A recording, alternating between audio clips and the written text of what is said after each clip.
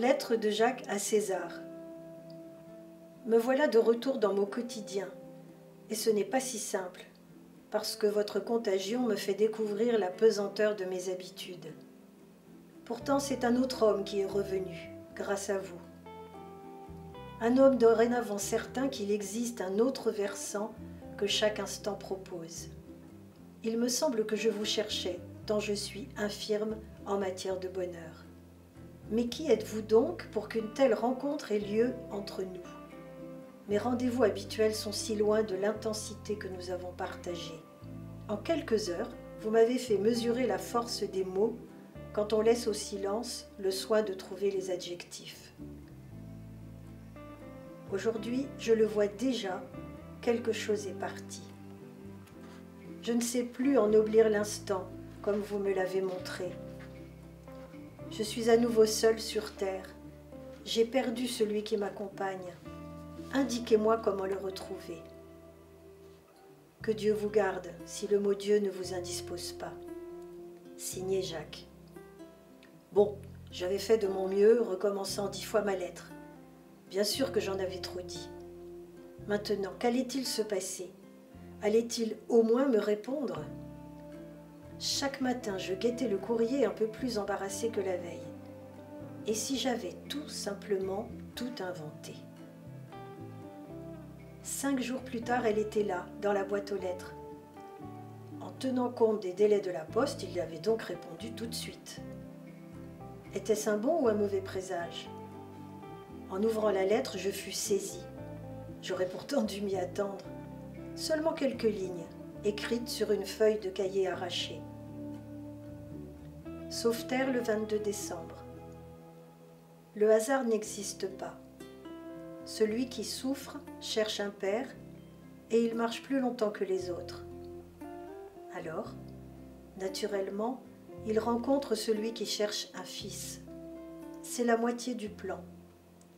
L'autre moitié te conduira au rendez-vous secret. Personne n'ose, mais c'est déjà possible. Si tu goûtes une seule fois à celui qui t'accompagne, tu ne peux plus jamais en douter. Que le jeu te garde vivant, si le mot jeu ne t'indispose pas. Signé César. C'est à vous couper le souffle un tel recul sur les événements de la vie.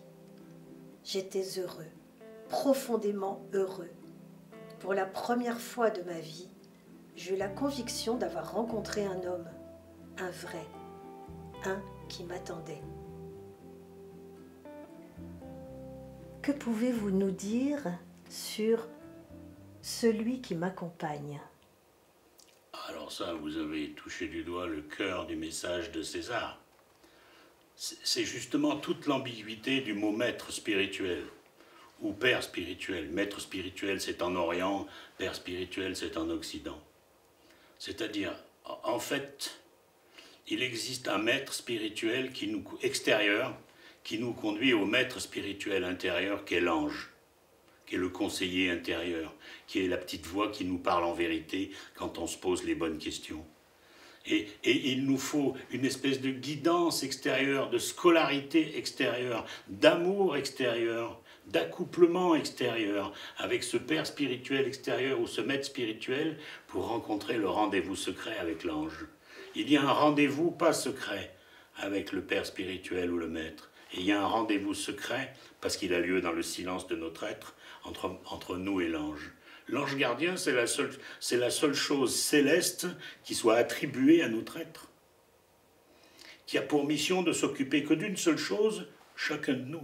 Chacun a un ange. C'est son maître spirituel intérieur.